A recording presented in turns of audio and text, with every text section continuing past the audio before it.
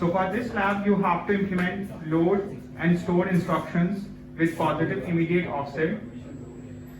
For data processing instructions, you have to implement AND or add sub, where the source to is a register or an immediate without any shift. And the third type of instruction is branch B. After all these parts stand for 20 marks, and after that, to have additional 10 marks, you have to implement additional data instructions and load and store instructions with negative immediate offsets. And for the data processing instructions, you have to support registers with immediate shifts. And for this lab, you need both simulations, test bench and hardware implementation. So for lab 1, some of you did not implement test benches, and those students lose their marks. So you have to implement test bench as well. So a basic guide or graphic to explain you which instructions to be implemented. Under data processing, you have to implement AND or addition, subtraction, and comparison instructions. Under these instructions, there are 3 types: immediate shift, and register-based shifts. So you have to implement only the first 2. And under the immediate, rotation part is optional. For the memory instructions, load and store instructions have to be implemented, where you have to support positive or negative offset. You do not have to implement the shift-based register shifting instructions. And the third one is branch instructions.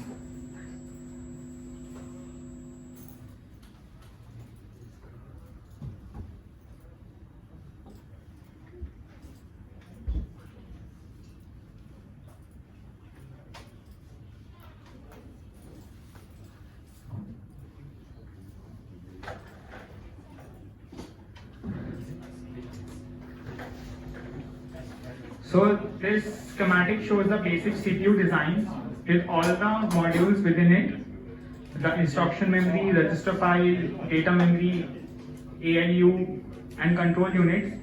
This has been covered in your lectures. So under this lab, you have to implement the modules which have been marked as 1 and 2, which come under the control unit.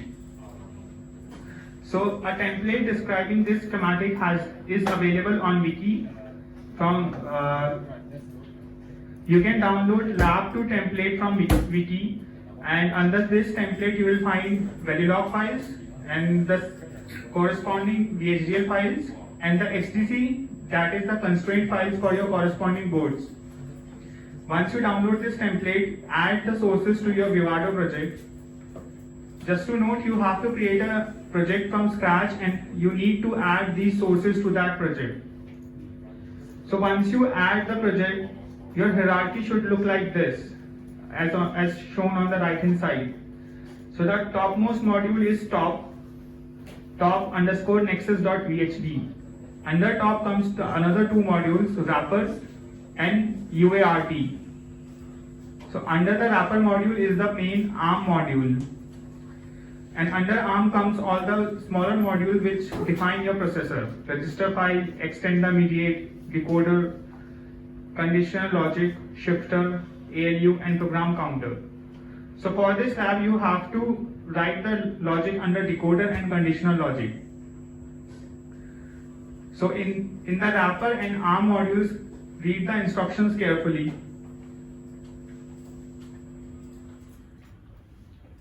So just for your help, read the section design files under the lab 2 page very carefully. So it explains following points. You have to set your top module very carefully based on your task. If you are doing synthesis or implementation, your top module should be top.vhd. You can set your top module by right-clicking the Verilog file and select set as top. If you are doing simulation, then your test wrapper should be the top module. Otherwise, simulation will consider top underscore nexus.vhd as the top module, and it will not work. You need to change only these three files: conditional logic, decoder, and ARM. And as an additional step, you have to paste your instruction and data memories using hex2rom program into wrapper.vhd or Verilog, as you did in lab 1.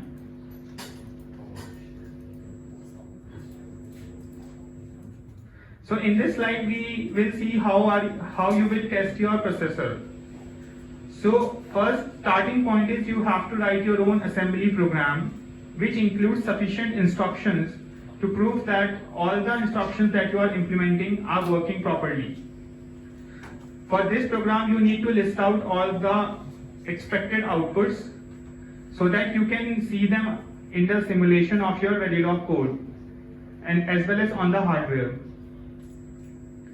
Then using this program, you can generate data and instruction memory and copy to your wrapper.v. After that, you add the desired logic under the required modules, and then you simulate your HDL program. When you simulate, just to repeat again, test wrapper should be the top level module.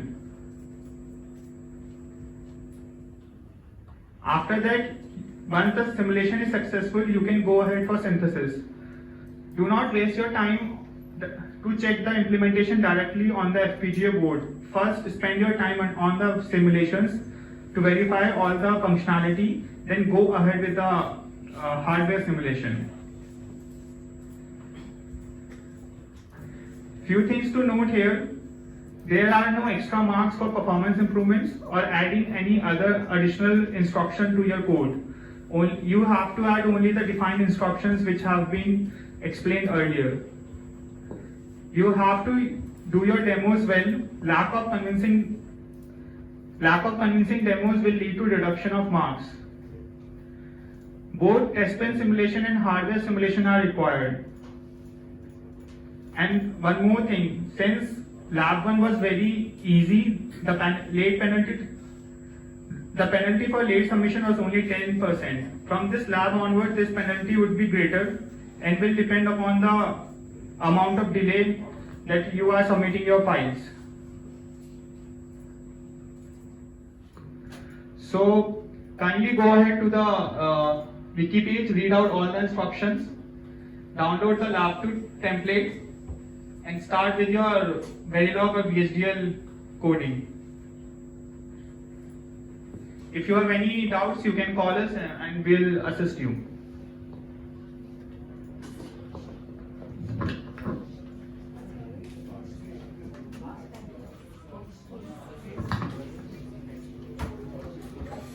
I'll show you a short demo on how you should be debugging your design. Okay, a lot of you just drag all the required stuff onto the waveform window and look at it and try to figure out what went wrong. Okay, there is a far more efficient way to debug, especially for designs like what we are doing right now, which is a processor design. So let me just share my screen.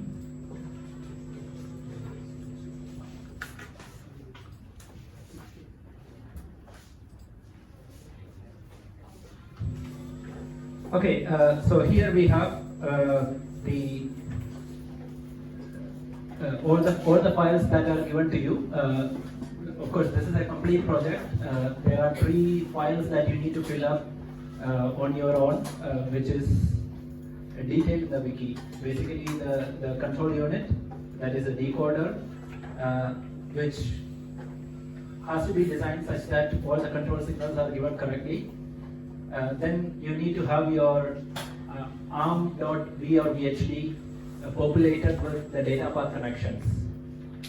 Yeah, so basically all the blocks are given. You need to complete data path connections in ARM.v or VHD, the control unit, which is mainly designing the decoder.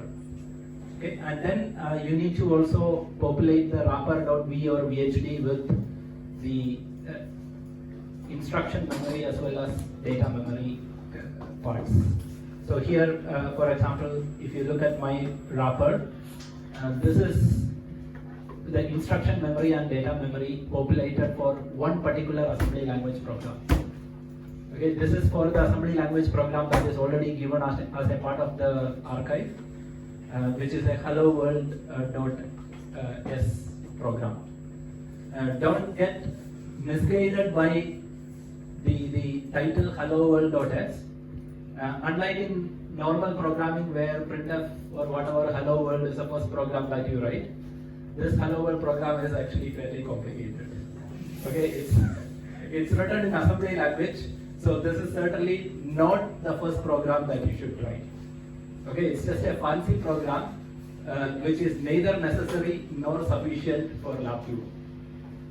That is, if you just show the working of hello world.s, it's not enough to prove that all the instructions that are required for LabVIEW works. Okay, it doesn't make use of all the instructions and variants required for LabVIEW. Okay, and it's not necessary either. In fact, you are free to choose your own or write your own programs. And ideally, it should be one well-crafted program which makes use of all the instructions and variants. Now, having said all instructions and variants, I should clarify that, of course, if you go for every single instruction and every single variant, the number of possibilities would be quite enormous. Okay, so as long as you choose some representative instructions for each category, it's good enough. Like for example, if you are having one instruction to illustrate setting of flags, one logical instruction, for example, AND-S, there is no real need to show OR-S. It should work, right? Especially since you are not the one who wrote the ALU. The rest of the circuitry works exactly the same way for AND-S or S. So one representative instruction from each category or each variant is good enough. Yeah. And as I mentioned in the last class, there are some variants which many people miss out trying. Like for example, AND-S EQ or ARD-S EQ, where you are looking at an instruction which both sets the flags as well as checks the flags. So look at all these, corner cases and make sure that all of those are tested. And honestly, it requires only a handful of instructions to make sure that at least one representative from each variant is included. Yep. Now, testing something like AND-S is not sufficient to test mathematical instructions because mathematical and logical instructions set the flags differently. So obviously you need either a sub-S or an AND-S. Okay, sub-S or ARD-S. AND-S is not representative of arithmetic. That's the idea. Okay, so choose it wisely, and you wouldn't end up with that long a program to test all the features. And write the program in such a way that even if one instruction misbehaves, the eventual result that you get wouldn't be what it is supposed to. Okay, then even one single final result can actually show that the entire thing works, if well crafted. That's the idea. Now, anyway, this is wrapper. You of course have to fill up ARM.v or VHD and the decoder. I think those two. Is there anything else? I can't remember. You can see it in the wiki. Yeah. Okay. So anyway, what I'm going to do is to demonstrate how to go about debugging. Okay. Not necessarily or not just applicable for processors. It's applicable in a generic sense, but especially so for processors where you look at instruction by instruction and see what's going on. So if you attend to me for the next 5 to 10 minutes, you will save yourself a lot of trouble. Okay. First thing is that even before you simulate, it's not a bad idea at all to set each of the modules that you are designing. Like for example, once you have completed decoder, right click and set as a top level module and just run synthesis. Not the whole bit stream generation, which wouldn't succeed, just synthesis alone.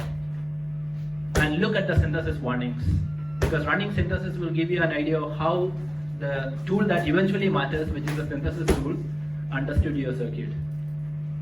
And if you are getting serious warnings, etc., well, typically it's because of some missing connections, some missing conditions, Remember, if you are creating a combinational circuit, every single input possibility should have an output defined. So if you miss out some of those, you will get warnings like input latches, which arise out of incomplete statements. So at that point itself, you can figure out that, oh, there are missing things. Okay, you don't even have to go into simulation to figure that out. So by having synthesis run first, you can eliminate some of these possibilities. That's my point. Now, simulation. So for simulation, make sure that your simulation top level module is, okay, you can look at simulation settings and make sure that your top level module is test wrapper. Now there will be two possibilities there, and there is a high chance that by default it will be the so-called top, which will be recognized as the top level module even for simulation. The reason is, the hierarchy goes this way. You have your ARM.v or VHD, which represents all except the instruction memory part. Give me a moment.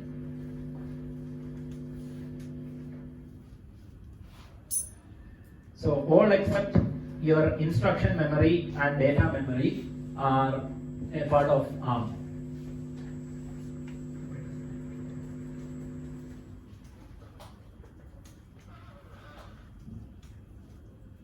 Okay guys, give me a sec.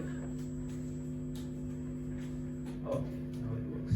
So these two are not inside your ARM.v or VHD. These are outside, and these are a part of the wrapper. So the processor outputs are PC, ALU result, write data, then you have your mem write. I guess these are the main outputs of your processor. And inputs to the processor are the instruction itself, the read data, and the read data. It kind of makes sense, right? Because these memories are typically not a part of your processor, at least logically not a part of your processor. Okay, they are designed by entirely separate teams, and in many cases fabricated as totally separate chips. Okay, even though these days, of course, everything gets integrated into the same chip or system on chips, especially for small to medium-sized systems. But yeah, you can think of it as logically separate, and indeed, in the skeleton files that are given to you, they are implemented outside the processor. And the initialization of instruction memory as well as constant memory are done using the output from the hex to ROM program. Okay, assuming you are using ARM. And that has to be populated, and that's what I had just shown you here earlier. Okay, so now this instruction memory and data memory are inside a wrapper. A wrapper sort of wraps around the rest of the processor. So this is the processor, and a wrapper wraps around it. Yeah, and the wrapper itself is not the top level module eventually for synthesis. The wrapper is created in such a way that you can see the inputs and outputs rather easily. The eventual top level module where the inputs and outputs are mapped to the physical components is implemented as a top.vhd. There is no Verilog version provided because you are not expected to change it anyway. Okay, and I was too lazy to create a Verilog version. So yeah, you can use it as such, but if somebody wants to write a Verilog version, please go ahead. Okay, it's not particularly hard to understand, and just because you are not required to change it doesn't mean you shouldn't bother about it at all. Okay, it's only a few tens or hundreds of lines, so it's not particularly hard to read through and understand. Even if you don't know VHDL, because truth be told, VHDL and Verilog are, while syntactically there are differences, they are much more similar than different. Even if you don't know the language, you can still understand what's going on fairly easily. Yeah? And because we have this wrapper, which was created just for simulation convenience, the tool might think that top is the one which is a test bench for wrapper, because it will understand the hierarchy, like which module is using which module. Okay, and top is certainly a parent module of wrapper. So it may take top as the simulation top level module, which will cause issues. Okay, there is another parent module for wrapper, which is test underscore wrapper, whose purpose is only to act as a simulation test bench. So make sure that that is selected, and that's why I was mentioning all this story, background story. So anyway, make sure that test underscore wrapper is selected. Okay, and then just run your simulation, and you are not required to simulate all the individual components.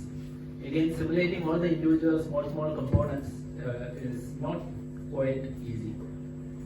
Okay, like for example, of course you can simulate decoder, but you will have to create all possible set of inputs and see the corresponding outputs.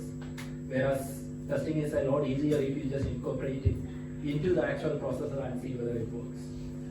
Yeah. So run it and you will see your waveforms like this.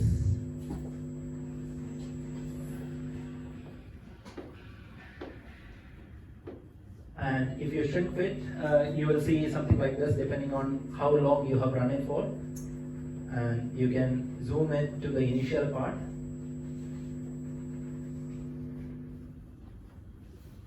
And here is where you can see instructions or instruction execution and its effect one by one. So if you look at this LED underscore PC, that's essentially your instruction number. Again, if you go through the wiki, memory map, which you are expected to go through in lab 1, but of course it was a bit too abstract to understand everything about it at lab 1 level. But now that you have done with lab 1, if you go through the memory map, you will get a slightly better picture. And you will realize that out of the 16 LEDs, from your assembly language program, you can control only 8 LEDs. Okay. The other 8 LEDs are configured to show the divided clock and the program counter value divided by 4. Because the last 2 bits of program counter are kind of meaningless, they will be 0 anyway, right? Because program counter always points to a location which is divisible by 4, which means the last 2 bits are always zeros. So why waste LED is showing those? So the rest of the program counter bits, only the least significant 7 bits is shown on LEDs. And those 7 bits are good enough because your instruction memory has only 128 words.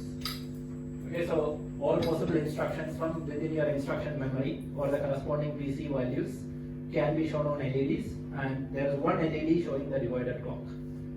Okay, which might sound a bit hypocritical because I asked you to not use clock divider for lab 1, right? Whereas in fact in lab 2 I am using it. Well, there is a reason for that. In a good design, it's better to try and avoid clock dividers. Okay, but in a relatively big circuit like the one we have in lab 2, if you don't use a clock divider and if you use 100 megahertz directly, you will not be able to meet your timing requirements. You will almost certainly have combinational paths which are more than 10 nanoseconds. Okay, there are a couple of ways to work around it. One way is pipelining, which we will see in more detail later, to reduce critical path. Another way is to allow the critical paths to be a bit longer by using certain constraints. But then again, that requires some redesign of the whole thing, and your processor won't be exactly single cycle anymore. So anyway, to avoid many of these complications, we are just using a less favorable option, which is clock divider. Okay, which in principle is not a fantastic idea, but makes our life a lot easier. Okay, so yeah, we are using a clock divider actually, and you can control the frequency of the clock divider by changing one particular line or value in your top.vht, which is explained in the wiki. Yeah. So yeah, anyway, none of that is of concern while we are simulating, because while simulating, we are looking only at the clock that goes into the ARM processor, okay, which is already divided by the top level module, which we leave for synthesis. Okay, don't worry about it in simulation. So anyway, the clock that you are seeing is the clock at which the processor runs. That's the bottom line. And at each clock, you can see your program counter increments. So for the first, let's say 15 nanosecond, your program counter was pointing to instruction 0, the first instruction. And then it's instruction 1, instruction 2, instruction 3, and so on and so forth. And you can see that because this program has some loop somewhere, at some point it will go back to smaller values. Yeah, you can see some part of it is repeating, right? Yeah, that's because there's a loop. And that's only because the loop and the branch circuitry works as expected. Anyway, let's say you have a problem with your first instruction. What is the earliest point at which you will know that there is a problem? Okay, likely at this point after this clock. Basically, once it proceeds on to the next instruction, the previous instruction wouldn't have done what it was supposed to do. And what is it supposed to do? That depends on the instruction. And how do you know what is the first instruction? Well, it's based on your program. For example, here, okay, have this program side by side, because eventually you need to know what the assembly language program does to be able to test your processor. So here, the first instruction is supposed to load 0 into R6. So after the first instruction is executed, R6 is supposed to be 0. And let's see whether it has really gone to 0. How do you do that? Well, you go back and run until a certain point where you are supposed to inspect the values. Oh, sorry, this is microsecond. So now you are at a situation where the first instruction is already over. We are at the second instruction.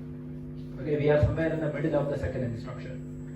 So there was enough time for the first instruction to commit the result, which is changing R6 to 0. Now you can expand here and you can go to the register file, and there is a register bank where you can see all the instructions. And here you can see R6 is indeed 0. Now for some reason, if R6 was not 0, how will you deal with it? Okay, let me make a deliberate mistake.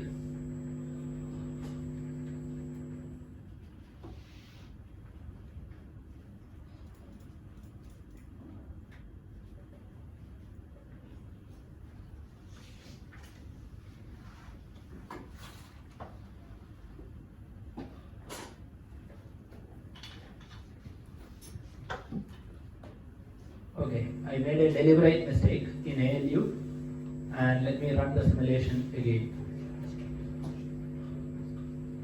Oops.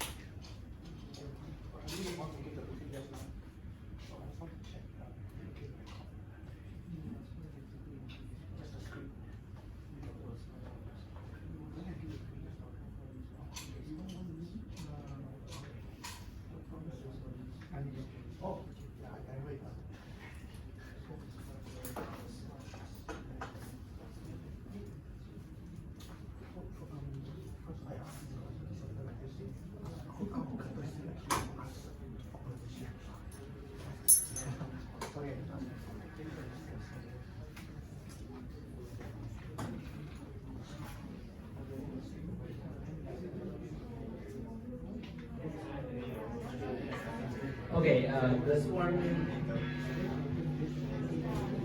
Okay, this one did not make it create a problem because I was looking at 0. But okay, for now, let's just assume that there was a mistake. Yeah. In fact, I can make a better mistake, but that will require me to show the code on the screen. Let me not do that. Yeah.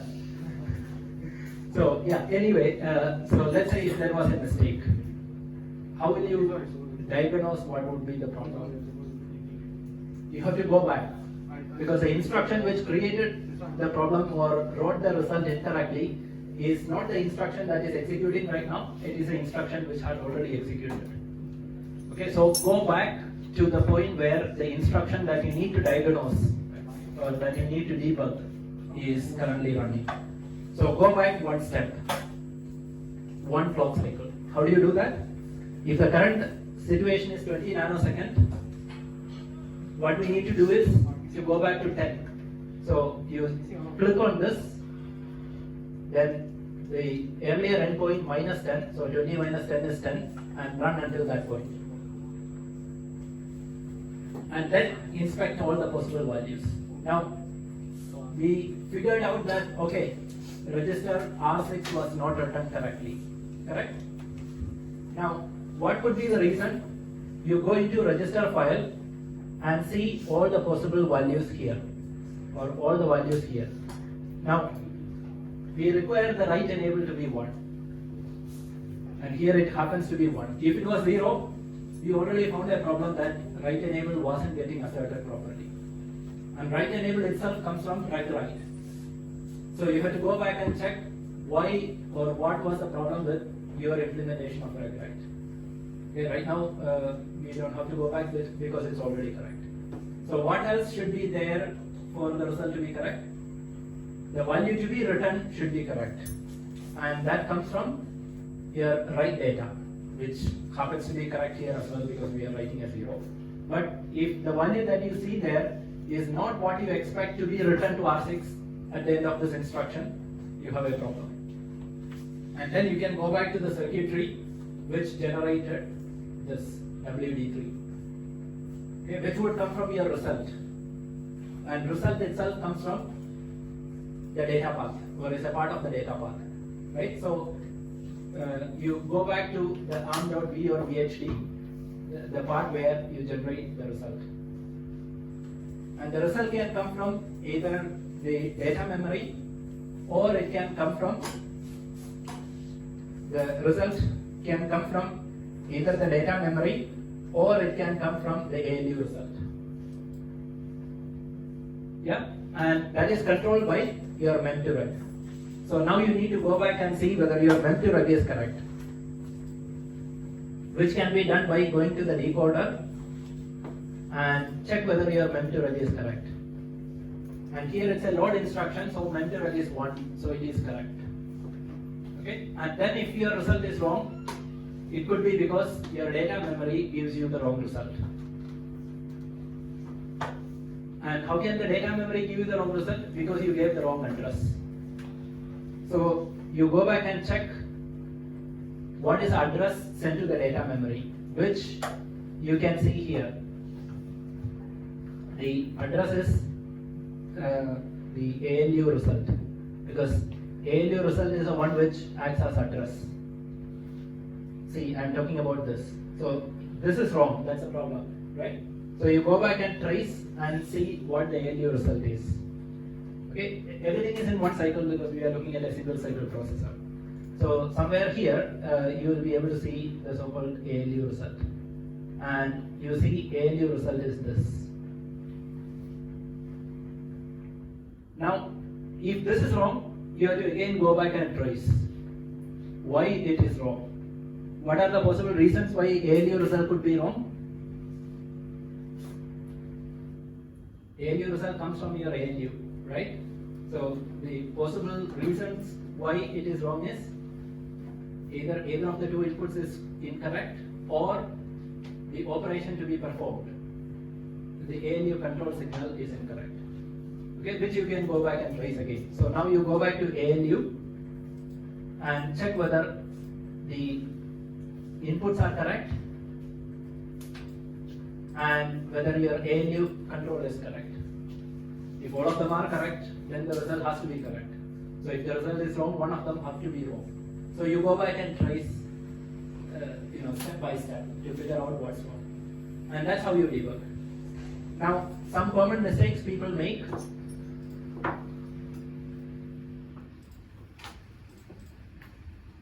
they run it for the full time. Like for example, run the full simulation, and then initially it goes for a certain amount of time, which can actually be set. By default, it goes for something like 10 microseconds or something. I don't know. It depends on your setting. But anyway, yeah, here it's 1 microsecond actually. Yeah, the default is 1 microsecond, which is actually 100 cycles later. And then if you go and check all the inputs here, all the values, intermediate values, it will all be corresponding to the current position, which is 100 cycles or 1 microsecond later. And that's probably not what you want, especially in the initial phases of debugging, right? So you go back, so some people just go back, click here to know what is the result of the first instruction, and then check here. And that's a very, very common mistake. It's a mistake because just by having this yellow vertical cursor here, all these values do not change to the value that it is supposed to have at this point, let's say around 20 nanosecond. It doesn't. Okay, if you want all these internal signals to be read as text, not as waveform, you have to go back and run it until the point you want to inspect. So here, if you are supposed to inspect what happened after the first instruction, you have to choose a point after the first instruction. And it's at the 15 nanosecond time when the processor goes from the first to second according to simulation. So run until there. So now we are at somewhere in the middle of second instruction. So you can see the result of first instruction. Yeah. In fact, technically, any time which is even very small, infinitesimally after 15 nanosecond is okay. Okay, but it's easier to just go at 20. Yeah. And then see all the values inside, and well, that's how you debug. Now let's say if you have a problem. Let's say it is inside the ALU that you have a problem. You double click here in any of the signals that you want to inspect, like for example ALU result. You figure out that ALU result is wrong. Just double click and it will take you directly to the code corresponding to that. And then just move your pointer around and you can see all the values at that instant. Okay, so this makes it like super easy to figure out why your result is wrong within that module. Now, if you feel everything is okay and you want to see the result of the second instruction, what will you do? You don't have to relaunch the simulation because the simulation is right now paused at 20 nanosecond. All you need to do is to run it for one more cycle, right? And for that, just type in 10 nanosecond is one cycle, just click this. So now your simulation has advanced by one cycle, which is kind of similar to going to the next line when you do simulation in Tail. In fact, you need to have the Tail or whatever simulator you are using side by side. Okay, advance it one by one here, then you can see the results in the register file or wherever, right? Like for example, when you are looking at this, okay, now you are done with the second instruction. Okay, look at the register values. So now R7 became FF. Here you can go back and check the same thing in your register file and check R7. Yep, and they are supposed to, okay, in this case it doesn't correspond because any guesses why? The result here and the result there do not really correspond. Why is it so? Well, because I made a mistake deliberately earlier, remember? I had changed the functionality of ALU. And now ALU is sending a wrong address to the memory. And the top level module or wrapper is designed in such a way that if you go through it, you will realize if you send a wrong address, it will just give you 0. The value read from the memory will be 0. And that's why it's 0 here. whereas you are expected to get R7 equal to FF, but it's 0. Yeah. Again, you get an idea of how you can debug, right? So now, since we are not happy with it, we have to go back by one cycle. But for going back, there is no easy way. What you can do is to go back completely and then run until one cycle before. And then you go to ALU and see that the ALU result is this, and this is an incorrect address. ALU result for a load instruction is supposed to be the address sent to the memory, right? And the address sent to the memory is a very, very big value, which is obviously wrong. Any guess why it is such a big value?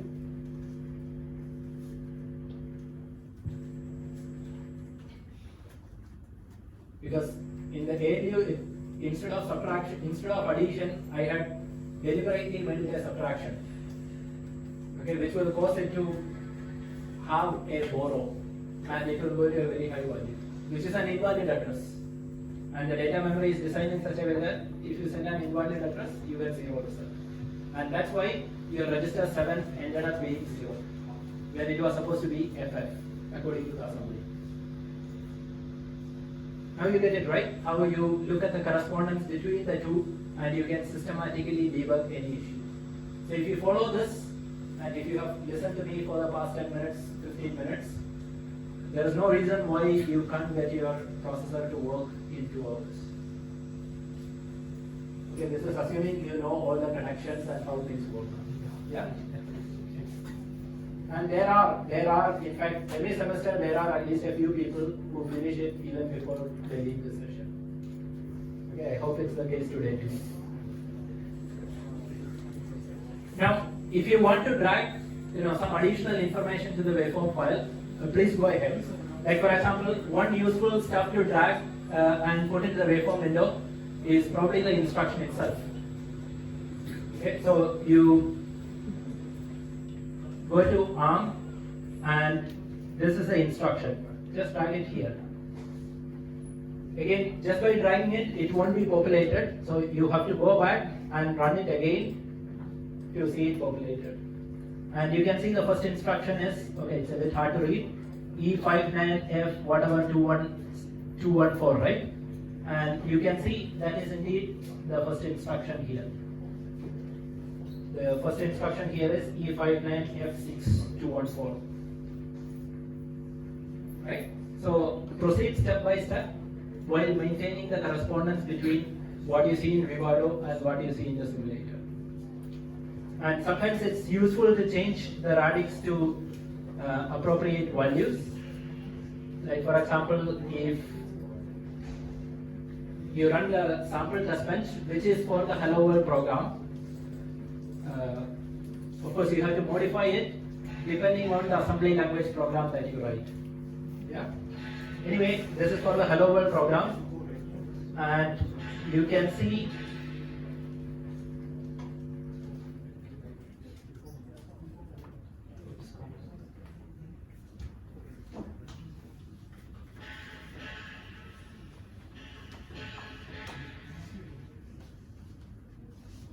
right now it doesn't work because I made that mistake. Let me just correct it.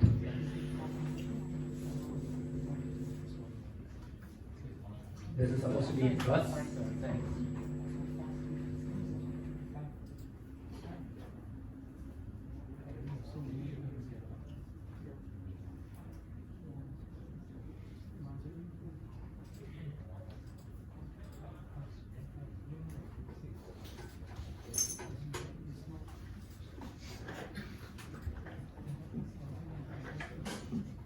Okay, now you can see some values appearing here, right? 0D, 0A, 57, 6, 5, etc., etc. Any guess what this is? The Hello World program is supposed to print some message to the console, and that message is printed as ASCII value, American Standard Code for Information Interchange. So if you want to see it as ASCII, which is what you expect, just change the radix to ASCII. Okay, and then let me run it for another 1000 nanoseconds. And now you can see the message being printed, WELCONEGO. Okay, let me run it for a bit more. Welcome to CG3207. So this is printed by the program that, sorry, not the program, the processor that we just created. Okay, and if you see it working in real life, here it is. Okay, this is my office PC which has a FPGA connected to it. So all you need to do is just type capital A KH return, and then it will print welcome to CG3207. So here I am using console or UART as one of the outputs. In lab 2, you are allowed to use any input and output that you like. Okay, there is no particular requirement that you should use one specific input or output device. Okay, but to have a meaningful program, it should take some input, do some processing, and give some output, right? So yeah, here I am using the console, the UART console as both input and output. Yeah, you can simulate it too, and this is real life working. But this is appearing pretty fast only because I am using a fairly high clock speed for the processor. If you are running it at 1 Hz, it will take several seconds before one character appears, because it has to cycle through a number of instructions before churning out one output. Yeah? Here I am running it at 20 megahertz, that's why it's printing pretty fast. So yeah, that's just a small briefing, but there are a few more points, give me a moment, that I wanted to mention.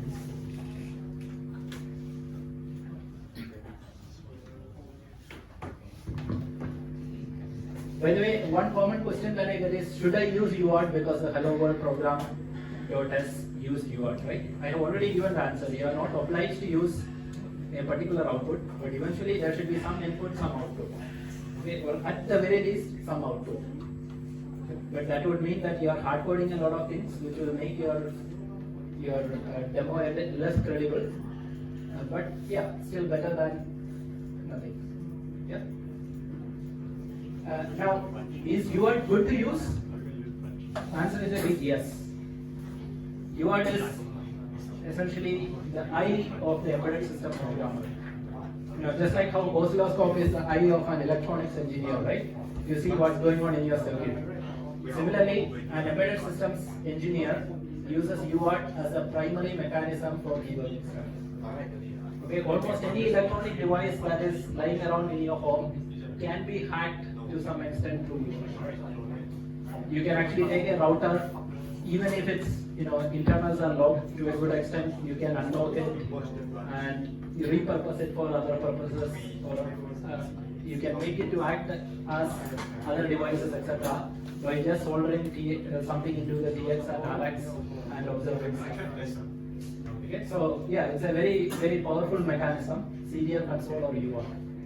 Okay, the term COM, TTY, serial, UART, these are all somewhat interchangeably used. Okay, different people use it differently. So any UART console program will work. You might have used something like Teraterm in 2028, you might have. Then there are a lot of others. My personal favorite, and I think by far the most powerful one, is Realterm. But of course it has a lot of options, which is both a blessing and a curse. Blessing is that, well, you get a lot of control. Curse is that, well, there are too many settings to look at. So luckily enough, a couple of settings is good enough for making it to work as a console. Okay, all you need to do is set the port correctly, set the baud rate correctly. Okay, port can be figured out from the Windows device manager if you are using Windows. And if you are using Linux, I'm sure you know how to figure it out. Yeah. So yeah, baud rate is fixed at 9600, but can be changed by editing the UART.php file that is applied.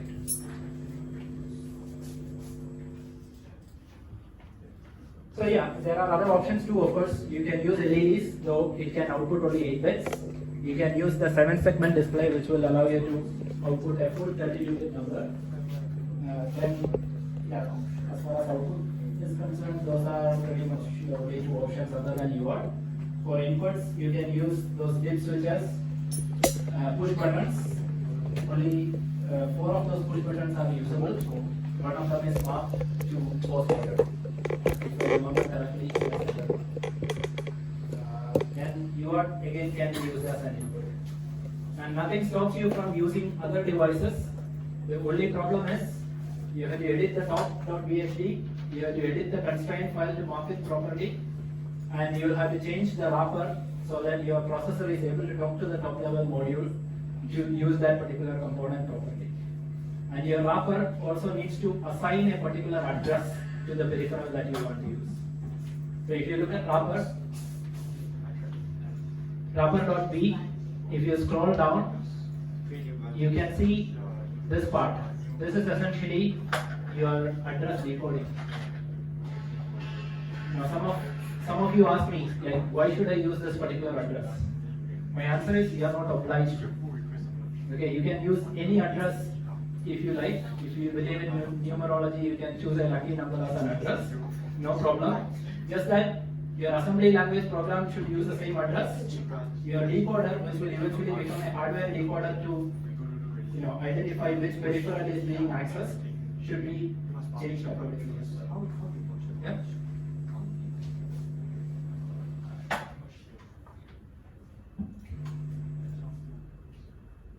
And one last point, if you look at the synthesis report, so once you run synthesis, okay, here I'm not going to run it again, it's already run. You can open the synthesized design. So if you open the synthesized design, you can see the schematic, and if you zoom in, you can see a rough picture of how the circuit is eventually implemented. Might look a bit intimidating at first, but if you look at it carefully enough, well, it's not that hard. So now you see this is top level module which has wrapper as one of the modules, and if you double click, zoom in again, now the wrapper will be sort of unwrapped and you can see further components. Like for example, you have ARM here, then there is data variable memory, which is your RAM, then there is data constant memory somewhere, which is your ROM, etc., etc. And if you double click on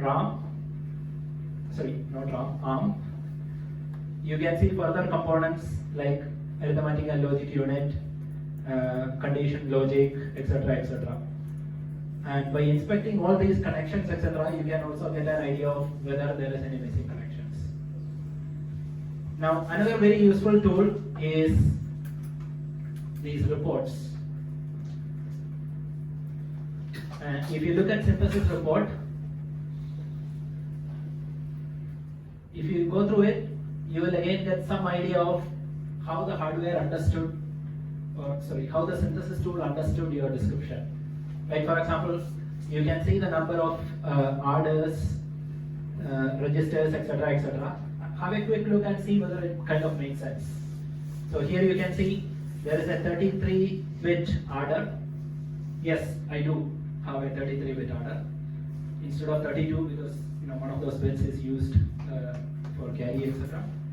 Then there are two 32-bit orders. Then there is a 19-bit order, etc., etc. So do some kind of sanity check to see whether this kind of makes sense. If you see something really odd, it could be probably because you are using a wrong bit size somewhere. Like here 32, 33, etc. Based on my design, kind of makes sense. But if you see something really odd there, it's perhaps because, well, you have some mistake somewhere. Okay, again registers, you can see the numbers and bit width, etc. to get some sense of whether things are okay. If the numbers here looks too good to be true, well, you could have a problem.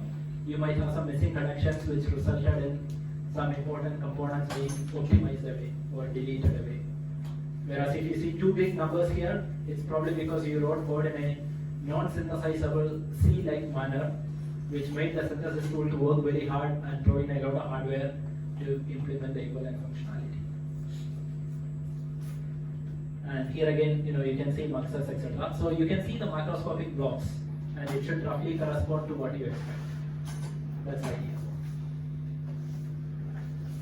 And if you look at elaborated design,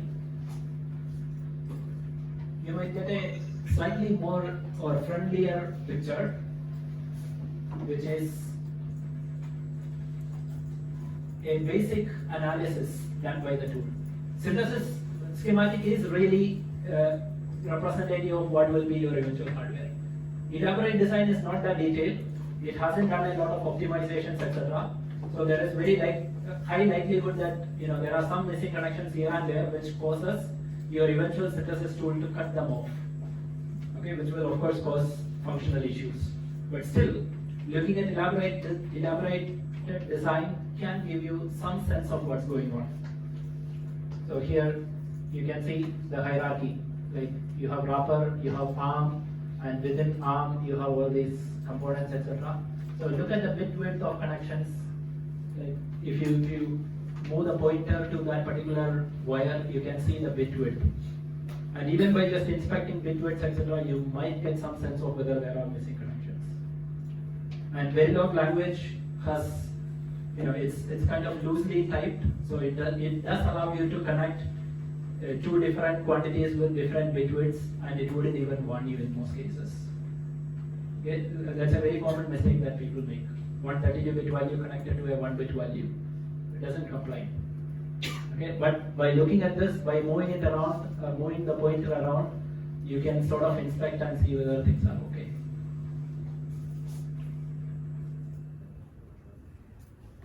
Now, the simulation that I had performed is, or typical simulation that you have done so far is behavioral simulation, which executes your program like a standard program, rather than like something which is converted to hardware.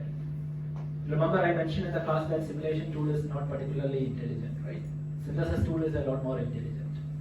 Synthesis tool tries to figure out what you are trying to describe. Whereas simulation tool just look at the syntax of the language, semantics of the language, and will execute it one by one.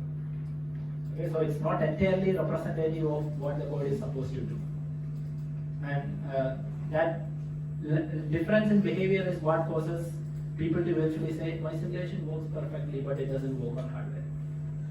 Now, there is a fantastic tool that can help you test things even before you try it out on hardware.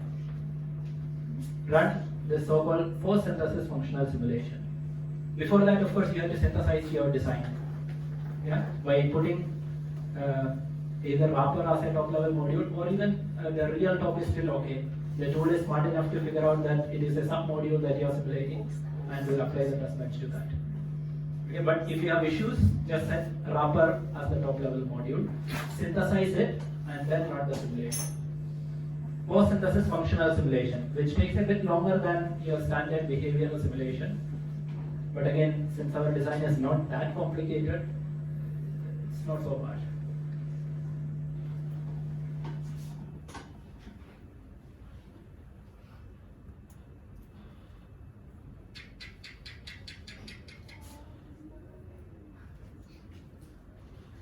And here also, you can run the simulation just like your standard simulation.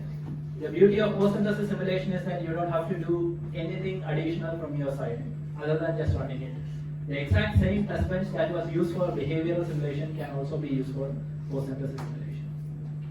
Yeah, but post-synthesis simulation simulates the actual hardware. It will look at what the synthesis tool figured out or created and then simulate it. Okay, rather than simulating just the behavior. So here, if this works, there is 99.99% chance it will work on hardware. Okay, if it doesn't work, 100% chance that it won't work on hardware. Yeah, so if your post-synthesis simulation is wrong, don't bother testing it out on hardware. So here again, you can see pretty much the same results. if you run it for long enough.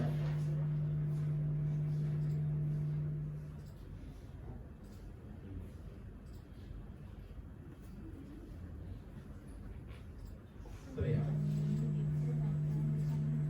Here you see the welcome message getting out, right? So it's the exact same test bench that is used.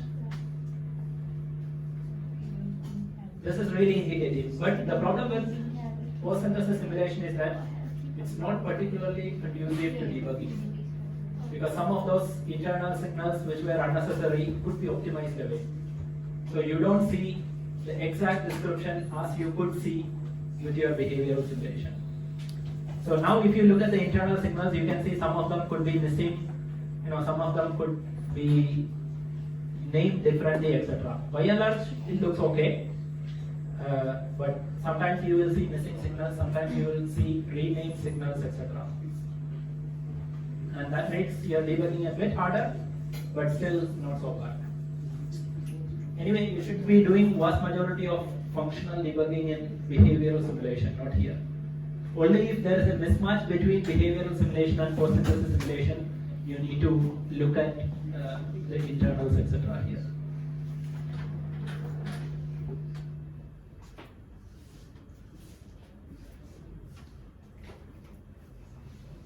Now, you also have some additional standard debugging features like single stepping. For example, right now the simulation, okay, let me just run it for 30 nanoseconds. And now it's at 30. And now you could even do stuff like single stepping. So this is single stepping. So it steps through the code, kind of like a normal debugging procedure. Okay, but don't get your hopes too high because the way single stepping works in hardware is a bit non-intuitive. Okay, you will go through, you will step over a particular step and expect the value to change instantaneously, which doesn't happen. Remember, HDLs are event triggered, so if there is an event, the corresponding signals change their value only after that time instance. So this whole single stepping happens at the same time instant. So you will not see the left-hand side getting updated immediately if you use non-blocking assignments. For blocking, you will see instantaneous reflection in the result. For non-blocking, it doesn't, okay, which makes it a bit non-intuitive to debug. Okay, unlike a conventional programming language where every assignment is in fact a blocking assignment, like for example in C language, right? Whereas in HDL it isn't, and that makes it a bit tricky to use single stepping, but sometimes it can be quite useful. And similarly, you have breakpoints. So let's say if I want to see the instant at which this particular thing happens, this is basically an addition, right? You can click this run. This run will run until you pause it or until it hits a breakpoint. So you can click here, and now it hit a breakpoint, and you can see the time at which it hit the breakpoint here. Okay, this is at 35 nanoseconds itself. Let's try and run it again and see how. And you see, it happens a few times because of the way simulation works. There are signals that are changing, and each change could trigger the ALU combinational logic to be re-evaluated. So there could be several so-called re-evaluations even at that same time instant. Okay, and then it eventually went to 45 because all the evaluations or re-evaluations for that time instant is gone. So now everything proceeds to the next time instant. Okay, again, not very intuitive to use, not like your standard breakpoint in a normal programming language, but can still be useful. At least you can see what is the instant of time at which a particular condition became relevant. And then by correlating it with the time at which you see it, you can figure out which instruction it is for. Okay, and then possibly go and inspect the values at that time instant using the technique that I had mentioned earlier. Yeah? So make use of all these tools at your disposal, and your debugging will be a lot better. Okay, even your lab 1 code could have been debugged using all these techniques much faster than you probably managed to. Okay, but I wanted you to go through that pain, before you realize that, well, things can be done in a more systematic and easier manner if you know how to make use of all the possibilities and tools. Yeah. Okay, so that's all, folks. Hope it was useful. Please go ahead with your lab 2 implementation, and if you have any doubts, we are all here to help you.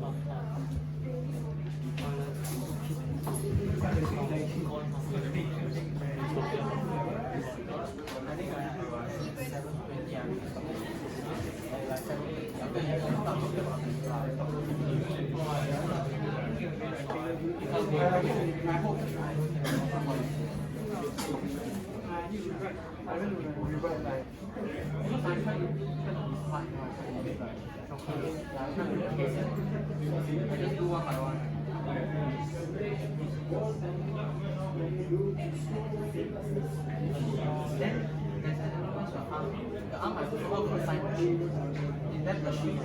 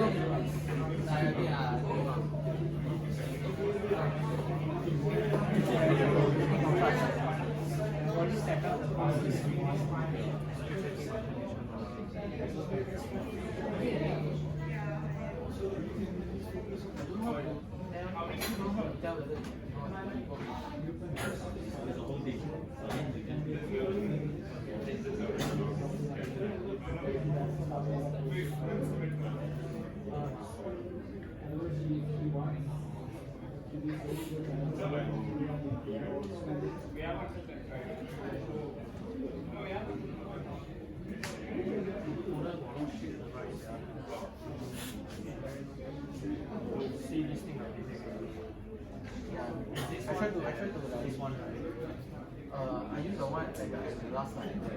Because the last slide is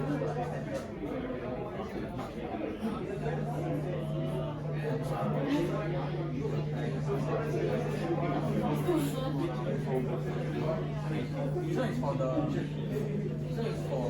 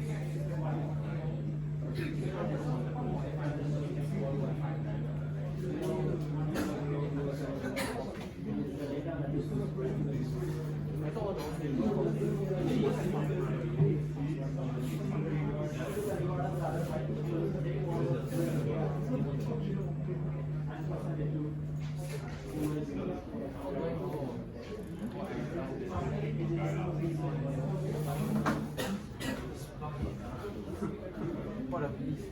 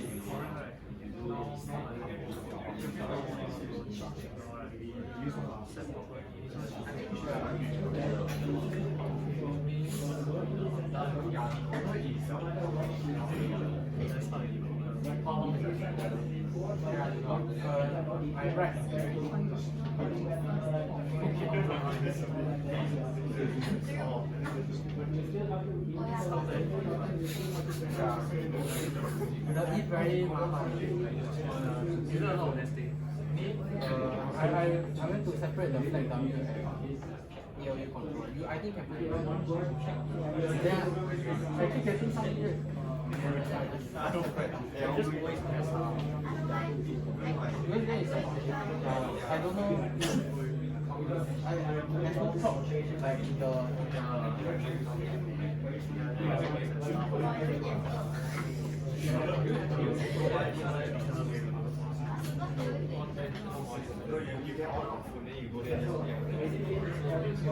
Wait, there's no branch. There's no branch.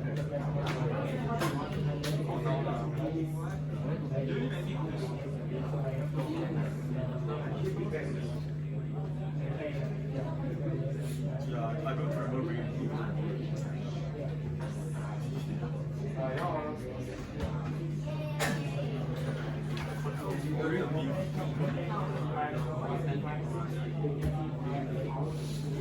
I thought it was supposed to be on me. Yeah, I tried to plan, but then you use it. I didn't. I went to map, but then in the arm, it just